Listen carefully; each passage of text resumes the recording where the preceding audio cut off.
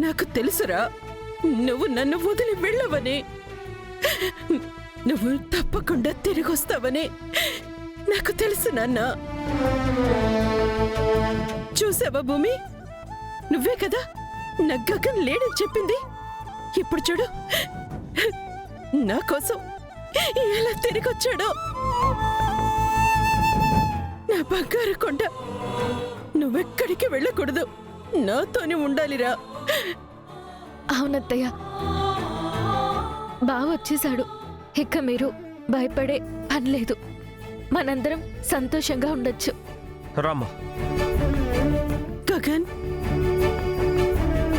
ఒకటి చెప్పు నాన్న, నన్ను చూసి కూడా నేనెవరో తెలియనట్టు ఎందుకు నటించావు? మేము నీకోసం వస్తే ఎందుకురా బయటికి పంపించేశావు? నేను నీ అమ్మని కాదా? నా బాధ నీకు కనిపించలేదా?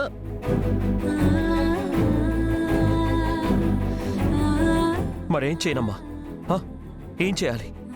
నా చుట్టూ ఎన్నో సమస్యలు. ఈ సమస్యలన్నిటి నుంచి బయటపడాలంటే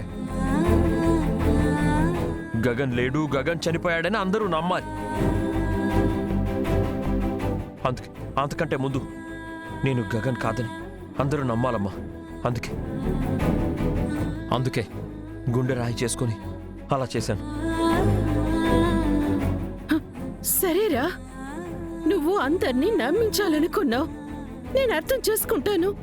కానీ నన్నెందుకురా? నేను నీ అమ్మని కాదా? నిన్ను చూడకుండా నేను బతకలేనని నీకు తెలుసు కదా.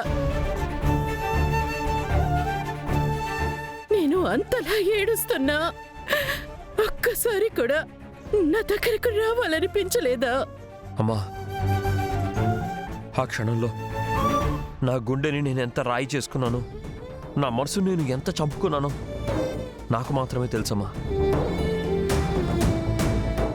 నేను నీ దగ్గరకొచ్చి కళ్ళల్లోకి కళ్ళు పెట్టి చూసి అమ్మా అని పిలిస్తే నేను అనుకున్న ప్లాన్ మొత్తం ఫెయిల్ అయిపోతుందమ్మా. అందుకే నేను చూసి కూడా ఏమీ తెలియనట్టు అలా నటించానమ్మా. అందుకే కొద్ది రోజులు ఆకాష్గానే ఉండి నా చుట్టూ అల్లుకున్న ఈ వలయాన్ని బద్దలు కొట్టాలనుకున్నానమ్మా. మనల్ని ఇబ్బంది పెడుతున్న వాళ్ళ అసలు రంగు బయట పెట్టాలనుకున్నాను. అందుకే ఈ నిర్ణయం తీసుకున్నాను. లేకపోతే నిన్ను వదులుకుంటానా అమ్మా? భూమిని వదులుకుంటానా నేను? నేను గగన్ని కాదని చెప్తే నువ్వు బాధపడతావు, తర్వాత ఇంటికి వెళ్తావు అనుకున్నాను. కానీ ఇలా నువ్వు లోకాన్నే వదిలేసి వెళ్ళిపోతావని నేను కల్లో కూడా అనుకోలేదమ్మా.